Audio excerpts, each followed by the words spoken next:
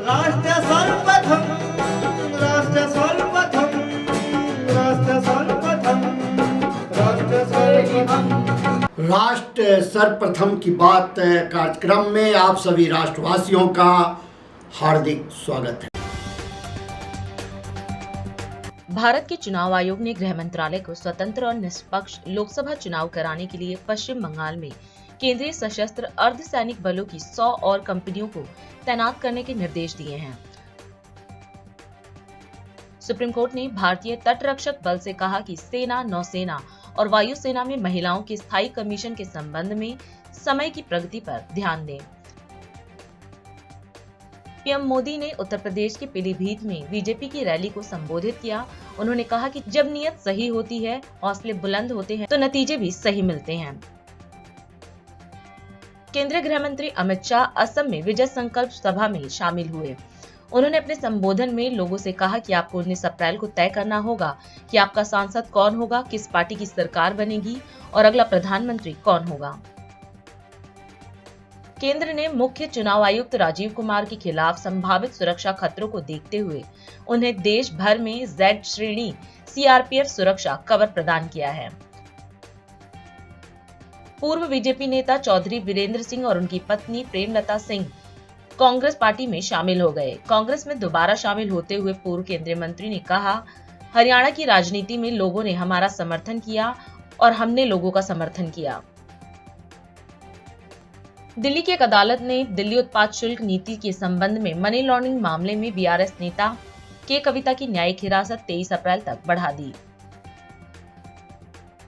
लोकसभा चुनाव से पहले आम आदमी पार्टी के राज्यसभा सदस्य संजय सिंह पंजाब के दौरे पर जाएंगे। इस दौरान वह राज्य के मुख्यमंत्री भगवंत मान और पार्टी के विधायकों से मुलाकात करेंगे।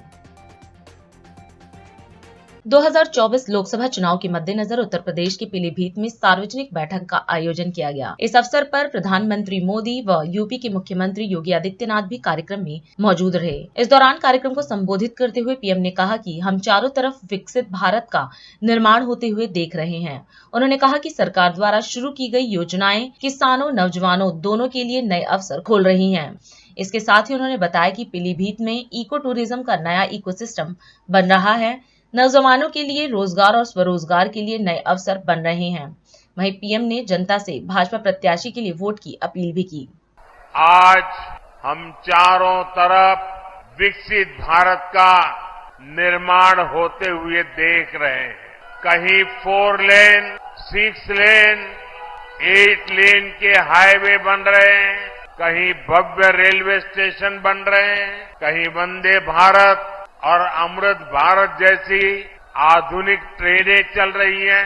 पीलीभीत, भोजीपुरा और पीलीभीत से टनकपुर तक रेलवे के ब्रॉडगेज होने से एक्सप्रेस ट्रेन भी चलने लगी है।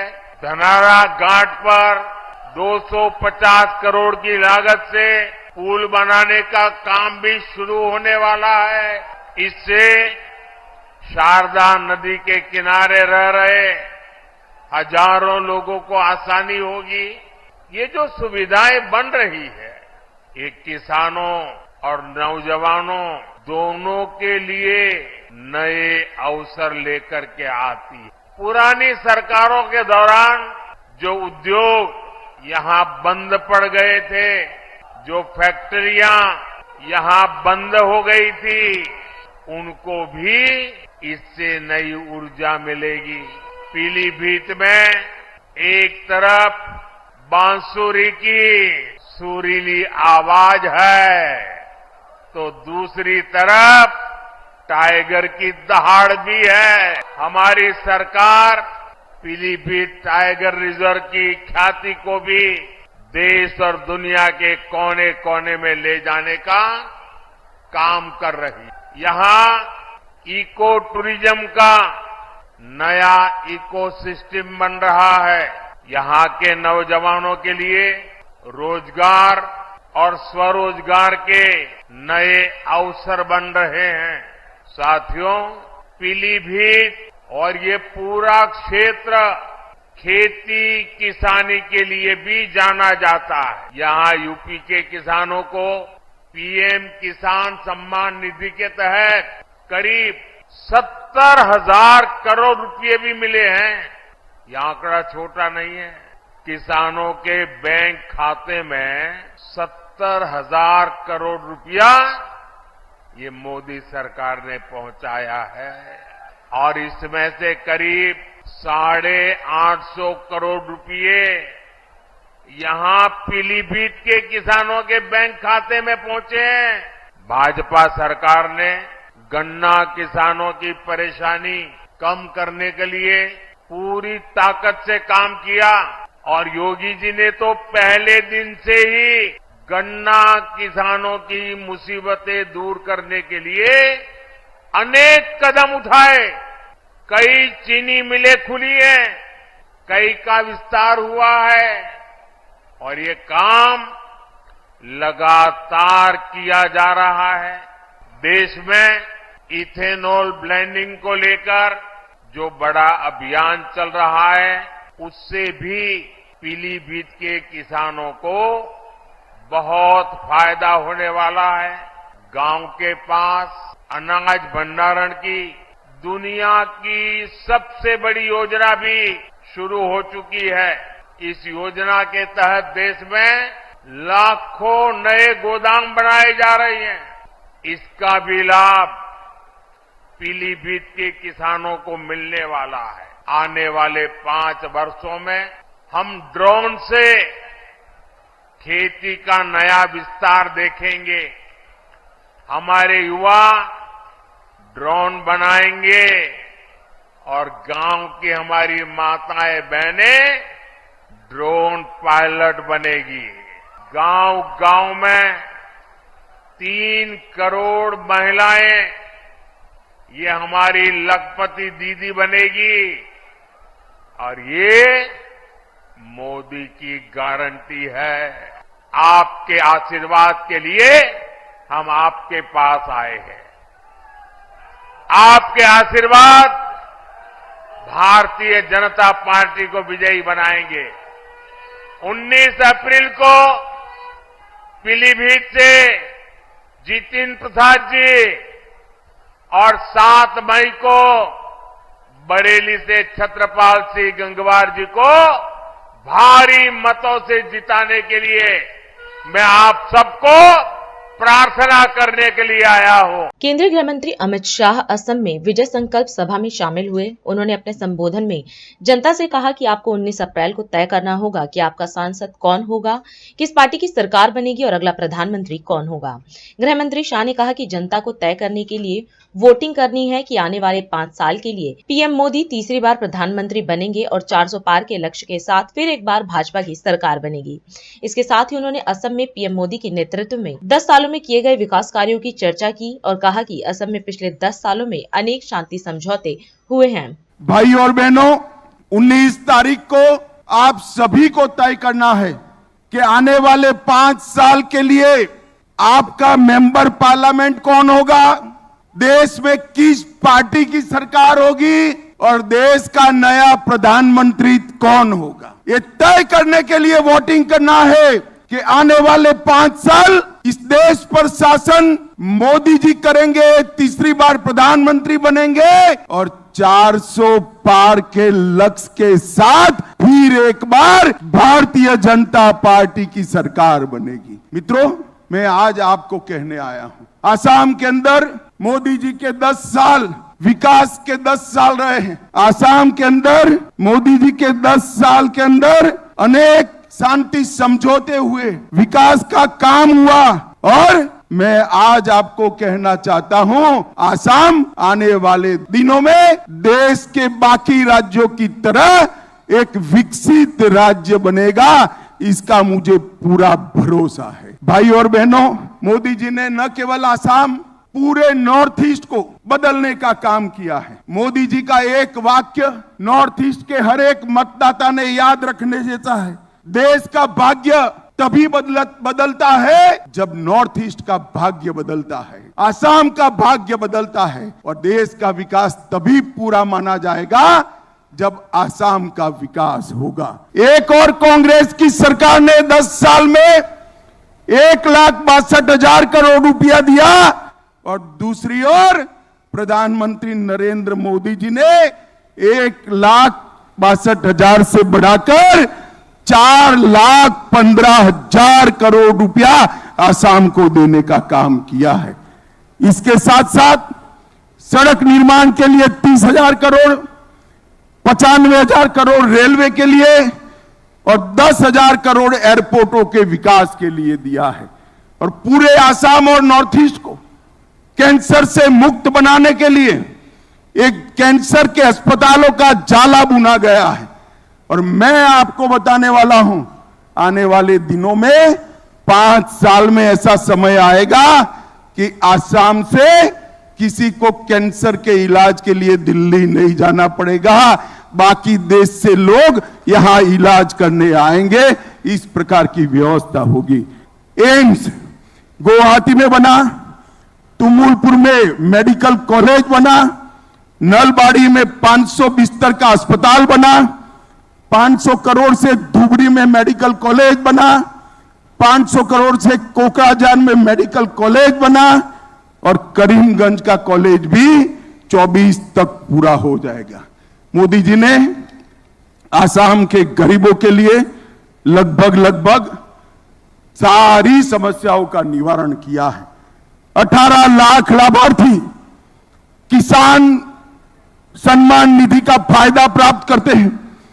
55 लाख घरों में नल से जल पहुंचा है। 1,70,00,000 लोगों को आयुष्मान भारत के कारण 5 लाख तक का स्वास्थ्य का पूरा खर्चा मिल रहा है और 43 लाख शौचालय बनाकर माताओं बहनों को सम्मान करने का काम नरेंद्र मोदी सरकार ने किया है।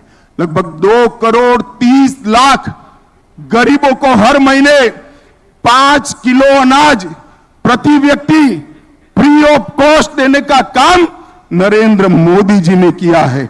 और 51 लाख माताओं को गैस का सिलेंडर देने का काम नरेंद्र मोदी जी ने किया है।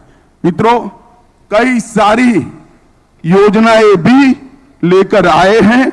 आसाम पूरे नॉर्थ ईस्ट का हब है।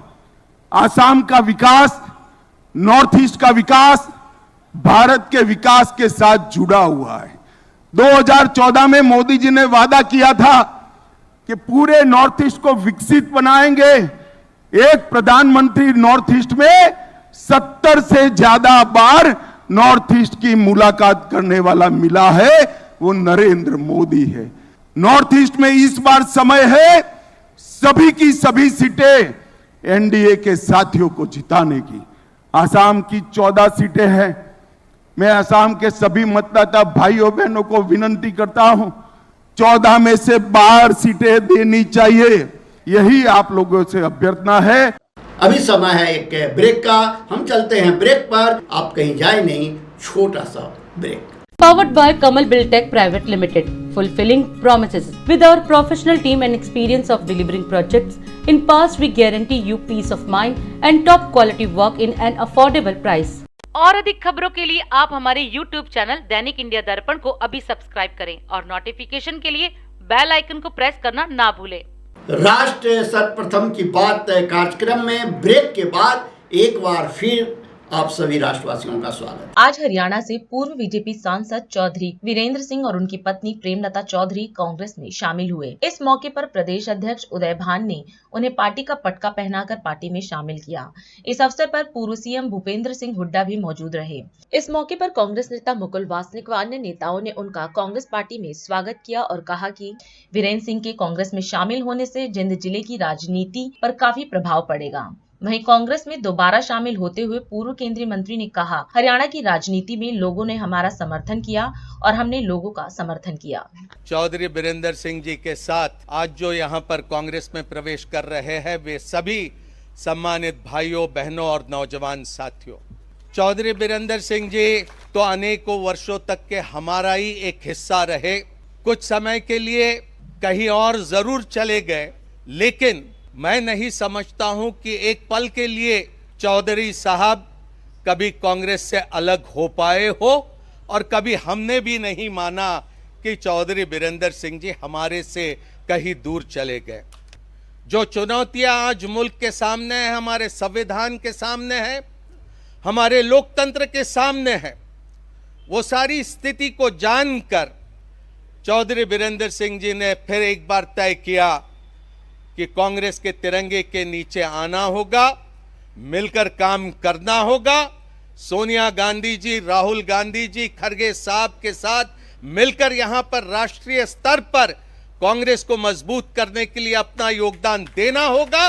और हरियाणा में भी जहां पर पिछले कुछ सालों से पूरी तरह से अराजकता का माहौल बना है, वहां पर फिर एक बार कांग्रेस को कैसा हम सशक्त बना सकते हैं, मजबूत बना सकते हैं, और कांग्रेस की हुकूमत कैसे हम हरियाणा में ला सकते हैं, उसमें अपना योगदान देने के लिए चौधरी बीरेंद्र सिंह जी, प्रेमलता जी यहां पर कांग्रेस में आए हैं।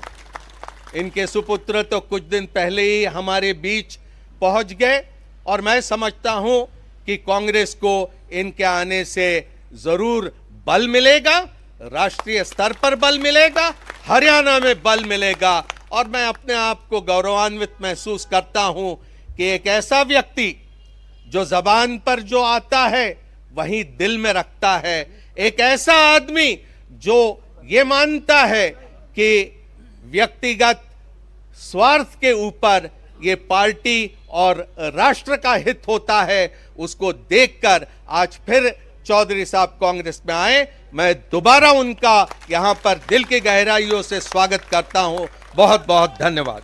आप सभी साथी जो यहाँ आए हैं, सिर्फ हरियाणा भर से नहीं बल्कि दिल्ली से भी हमारे साथी आए हैं, पश्चिमी उत्तर प्रदेश से भी आए हैं, और राजस्थान से भी कुछ साथी हमारे आए हैं, और पंजाब से भी। मैं सबसे पहले आपका धन्यवाद करता हूं, और आपसे मैं ये समझता हूं कि आप भी मेरे जैसे मैं कर रहा हूं कांग्रेस में शामिल होने की प्रक्रिया में आप मेरे साथ हैं। आज आप मेरे से पूछोगे कि बीरेंद्र सिंह कांग्रेस में क्यों, मैं दो बात आपको कहूँगा। एक तो ये कि बहुत से साथियों ने स्टार भी लगाए हुए मेरे गाड़ियों पे कि घर वापसी। मैं ये कहता हूँ घर वापसी के साथ साथ, घर वापसी तो अलग चीज़ है, विचारधारा की वापसी है, ये विचारधारा की वापसी। और मैं इसलिए ये बात कह रहा हूँ कि मैंने मान्यताओं को निभाया है। जिस दिन पहले दिन मेरा मन बना कि मैं कांग्रेस पार्टी में जाके अपनी बात कहूँ, तो मेरे को जयराम रमेश जी से मेरा संपर्क पहली बार हुआ, और जयराम रमेश जी से जब मैंने अपना जिक्र किया तो उनके शब्द थे ये जो मैं दोहराना चाहता हूँ, जिसकी ज़रूरत है इस देश की पॉलिटिक्स में, इस देश में के प्रजातंत्र में। जयराम रमेश जी कह रहे थे कि आप बेशक विपक्ष में रहे हैं, मतलब कांग्रेस के विपक्ष में, लेकिन आपकी प्रेजेंस, आपकी उपस्थिति भारतीय जनता पार्टी में एक ग्रेशियस बात थी। आपने कोई छोटी बात किसी नेता के बारे में और किसी पार्टी के बारे में नहीं कही। और आज भी मैं ये बात कहता हूँ कि इस देश के जो प्रजातंत्र से जुड़े हुए लोग हैं, जो अपने आप को नेता और बड़े नेता की संज्ञा देते हैं, उनको भी व्यवहारिक रूप से कुछ मान्यताएं हैं, कुछ गरिमा है, उसको निभाना चाहिए। और अगर हम इन मान्यताओं को निभाएंगे तो हमारा देश मजबूत होगा। तो इसलिए मैं ये बात कही कि मैं घर वापसी तो है ही, लेकिन विचारधारा की वापसी है। उत्तराखंड के मुख्यमंत्री पुष्कर सिंह धामी ने पौड़ी लोकसभा के अंतर्गत धूमाकोट बाजार में आयोजित जनसभा में प्रतिभाग किया। इस अवसर पर सीएम धामी ने कार्यक्रम को संबोधित करते हुए कहा कि पीएम मोदी ने पूरी दुनिया में भारत का सम्मान बढ़ाने का काम किया है। उन्होंने कहा कि पिछले 10 सालों में पीएम मोदी के नेतृत्व में गरीबों के जन कल्याण और महिलाओं के लिए कई काम किए गए हैं। वहीं स्वास्थ्य के क्षेत्र में भी कई काम किए गए हैं, जिनमें आयुष्मान योजना प्रमुख है। इसके साथ ही सीएम ने यह भी बताया कि पिछले 10 सालों में 25 करोड़ लोग गरीबी से बाहर आए हैं। वहीं सीएम धामी ने भाजपा प्रत्याशी के लिए वोट की भी अपील की। दुनिया के अंदर कोई घटना होती है तो पूरी दुनिया भारत के रुख का इंतजार करती है, क्योंकि मोदी जी ने पूरे दुनिया के अंदर भारत की साख बढ़ा दी, भारत की वैश्विक पहचान बढ़ा दी भाइयों बहनों। और मोदी जी का जो 10 साल का कार्यकाल है, देखिए 2014 से बाद देश के अंदर क्या परिवर्तन आया, ये जरूर हम सबको जानना चाहिए। 2014 के बाद देश के अंदर परिवर्तन आया कि गरीबों के लिए काम होना शुरू हो गया, महिलाओं के लिए काम होना शुरू हो गया, युवाओं के लिए अनेक startup India, make in India जैसे कौशल विकास विभाग, ऐसे विभाग बनाए गए जिससे नौजवान युवा रोजगार करें, स्वरोजगार करें। प्रधानमंत्री आवास योजना बनाई गई, हर गरीब को मकान मिले, हर बहन को शौचालय मिले, इज्जत घर मिले, इज्जत घर बनाए गए। आयुष्मान भारत योजना लागू की गई। आप देखिए देश की आजादी के बाद पहली बार किसी ने सोचा कि गरीबों का इलाज भी फ्री में होना चाहिए, 5 लाख रुपए तक की इलाज की गारंटी होनी चाहिए। भाइयों बहनों, किसने सोचा? देश की आजादी के बाद किसी ने नहीं सोचा। कोरोना महामारी आई तो प्रधानमंत्री जी ने सोचा कि हर एक के घर का चूल्हा जलना चाहिए, किसी को भूखे पेट नहीं सोना चाहिए, क्योंकि वो हमेशा कहते हैं देश के 140 करोड़ लोग मेरे पारिवारिक जन हैं। और उनके अनेक जो कार्यक्रम चले हैं, प्रधानमंत्री मोदी जी के बनने के बाद गरीबों के लिए, जिनको आवश्यकता है, उनके लिए नीतियां बनाई गई, उनके लिए काम किए गए, उनके लिए फैसले लिए गए। उसका परिणाम हुआ कि 10 वर्षों में 25 करोड़ लोग, देश के 25 करोड़ लोग गरीबी रेखा से बाहर आए। भाइयों बहनों, क्योंकि ये तब होता है जब 140 करोड़ भारतीयों को अपना परिवार मान के काम किया जाता है। ऐसे अनेक काम उन्होंने राष्ट्र हित में लिए हैं। हम सब उत्तराखंड के लोग हैं, उत्तराखंड के लोग जहां हमको देवभूमि होने का गौरव प्राप्त है कि देवभूमि है।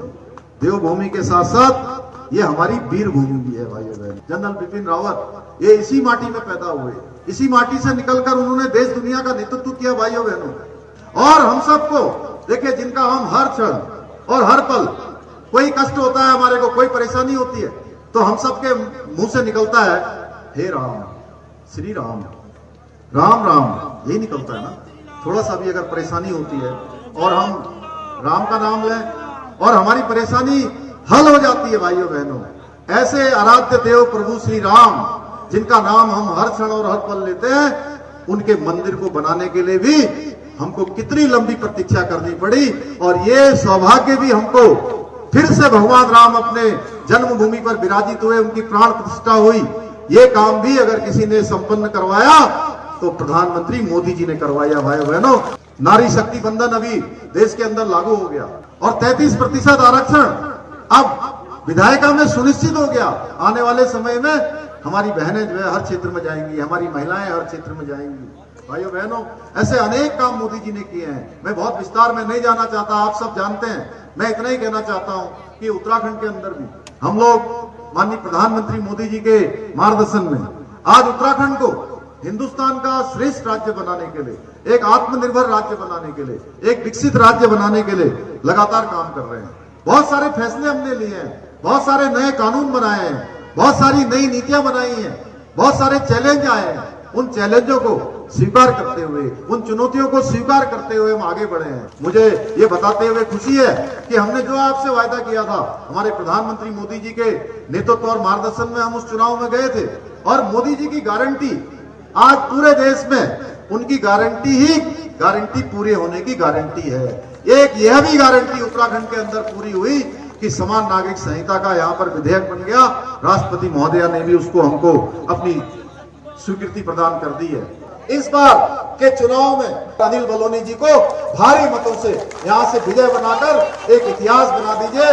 मैं आज लैंडसोन विधानसभा क्षेत्र, ये धूमाकोट क्षेत्र के सभी ये मूल्य मतदाताओं से मेरा ये प्रार्थना है कि विकसित उत्तराखंड के लिए, विकसित भारत के लिए, दुनिया का सिरमौर भारत बनाने के लिए, भारत को दुनिया की तीसरी बड़ी अर्थव्यवस्था बनाने के लिए आपको भाजपा को चुनना है, कमल को चुनना है। भाई अनिल बलूनी जी को अपना भारी समर्थन आपने देना है। दिल्ली भाजपा अध्यक्ष वीरेंद्र सचदेवा समेत पार्टी के कई विधायकों ने दिल्ली जल बोर्ड में गंभीर अनियमितताओं का आरोप लगाया। वहीं अब उन्होंने न्यायालय द्वारा शिक्षा विभाग को लेकर की गई टिप्पणी पर आम आदमी पार्टी को घेरा है। इसी कड़ी में दिल्ली बीजेपी प्रदेश अध्यक्ष वीरेंद्र सचदेवा एवं मनोज तिवारी ने प्रेस वार्ता को संबोधित किया। इस दौरान मीडिया को संबोधित करते हुए सचदेवा ने कहा कि न्यायालय ने दिल्ली के शिक्षा विभाग को लेकर कहा कि केवल दावे किए गए प्रत्यक्ष कुछ भी नहीं है। उन्होंने कहा कि दिल्ली के स्कूलों की हालत बेहद खराब है। वहीं सचदेवा ने सीएम अरविंद केजरीवाल के इस्तीफे की मांग की और पूरी शिक्षा व्यवस्था को सुधारने व जांच की मांग भी की। हम शराब से शीश महल तक के सफर की उनकी जानकारी तो देते रहे। कल हमने जल बोर्ड और स्वास्थ्य विभाग की भी पोल खोली। जो मुद्दे दिल्ली की जनता से जुड़े हुए हैं, जो मुद्दे दिल्ली की जनता को प्रभावित करते हैं, हर उस मुद्दे में अरविंद केजरीवाल और आम आदमी पार्टी विफल रही। लेकिन कल जब माननीय न्यायालय ने टिप्पणी की है शिक्षा विभाग को लेकर, माननीय न्यायाधीश ने टिप्पणी करते हुए कहा है कि सिर्फ दावे हैं, जमीन पे कुछ दिखाई नहीं देता। टूटे हुए बेंचेस हैं, किताबें हैं नहीं, वर्दी मिल नहीं रही है और एक कक्षा में 144 बच्चे कैसे पढ़ सकते हैं? भेड़ बकरी की तरह ठूस के आपने डाल दिया है। ये अरविंद केजरीवाल का शिक्षा क्रांति मॉडल है। स्कूल में एडमिशन्स प्रारंभ हो चुके हैं, लेकिन आज तक ईडब्ल्यूएस का कोटा नहीं पड़ा है। अभिभावक परेशान होकर घूम रहे हैं कि हम कहाँ जाएं। लेकिन अरविंद केजरीवाल जो खुद जेल में है, अपने अहंकार की पूर्ति के लिए मैं खुद तो काम करूंगा नहीं, लेकिन दूसरों को भी काम नहीं करने दूंगा। पूरी की पूरी शिक्षा व्यवस्था नहीं, पूरी की पूरी दिल्ली सरकार इस समय चौपट हुई पड़ी। काम करने की किसी की नीयत नहीं है। और शिक्षा व्यवस्था में भी भ्रष्टाचार का खुलासा हम लोग पहले भी करते रहे। मनोज भाई भी बता चुके हैं कि 7,000 से ज्यादा कमरों का टेंडर होता है, 4,126 कमरे बनते हैं, उसमें भी बाथरूम को शिक्षा का कमरा दिखा दिया जाता है। बार बार ठेकेदारों के पैसे बढ़ाए जाते हैं। लेकिन कल जो माननीय न्यायालय ने टिप्पणी की है, इनके कानों पे जू नहीं रहेंगे। बहुत गंभीर टिप्पणी की है शिक्षा विभाग को लेकर, पूरी शिक्षा व्यवस्था को लेकर। और मैं आप सबके माध्यम से मांग करता हूं, अरविंद केजरीवाल को तुरंत इस्तीफा देना चाहिए और इस पूरे जो शिक्षा विभाग है, जो भी पूरी शिक्षा व्यवस्था है, इस पूरे घोटाले की जांच होनी चाहिए कि क्या कारण है कि एक ही कमरे में 144 बच्चे बैठने को मजबूर हैं। कहाँ है टीचर? क्यों वो नियमित नहीं होते? गेस्ट टीचर कब से धक्के खा रहे हैं, लेकिन उनको नियमित नहीं किया जाता। समर्थ शिक्षा अभियान में जो हमारी बहनें काम कर रही हैं, उनको नियमित नहीं किया जाता। मैं पुनः इस बात को दोहराता हूं कि माननीय न्यायालय ने जो कल टिप्पणी की है, उसका तुरंत माननीय उपराज्यपाल भी संज्ञान लें और तुरंत इस शिक्षा व्यवस्था को सुधारने के लिए तुरंत कार्रवाई करें। वो बहुत ही चिंताजनक बात है। एक क्लास में 144 बच्चे, ये दुनिया की सबसे निम्न स्तरीय शिक्षा व्यवस्था है। मेरा मानना है कि ऐसी व्यवस्था के लिए जिम्मेदार कौन है? ऐसी व्यवस्था का जिम्मेदार वो लोग हैं जो शिक्षा के मामले में ऐसे ऐसे दावे करते रहे कि सुनने वाले को लगता है कि ये पता नहीं किस लोग से ये शिक्षा व्यवस्था आई है। और आज जब ये जानकारी आई है, जब माननीय कोर्ट ने फटकार लगाई है, ऐसा नहीं कि इसकी जानकारी लोगों को नहीं है, सारे गार्जियन को है। हमने इस क्षेत्र में अपना पहला सेंट्रल स्कूल जब लोकार्पित किया है, आपको जान करके आश्चर्य होगा किस प्रकार से लोग सेंट्रल स्कूल की तरफ भाग रहे हैं कि इस समय फॉर्म मिल रहा है तो लोग वहीं पे कंबल उम्बल बिछा के रात दिन बैठ रहे हैं। उनका जैसे पूरी तरह से विश्वास उठ गया है दिल्ली सरकार के स्कूल से, नहीं मेरे बच्चे का किसी तरह से सेंट्रल स्कूल में दाखिला दे दो, क्योंकि सेंट्रल स्कूल की व्यवस्था ऐसी है कि वहाँ एडमिशन लेने के बाद बच्चे का भविष्य कैसा होगा, बच्चा कितना ऊंचा जा सकता है अपने जीवन में, इसका विश्वास है उनको। लेकिन दिल्ली सरकार के स्कूलों से विश्वास उठ गया है और इस नाते हम उनकी घोर निंदा भी करते हैं। और दिल्ली के बच्चों का भविष्य कैसे सुधरे, उसके लिए अब जरूरी है कि इसमें कोई कड़ा कदम उठाना चाहिए। और अधिक खबरों के लिए आप हमारे YouTube चैनल दैनिक इंडिया दर्पण को अभी सब्सक्राइब करें और नोटिफिकेशन के लिए बेल आइकन को प्रेस करना ना भूलें।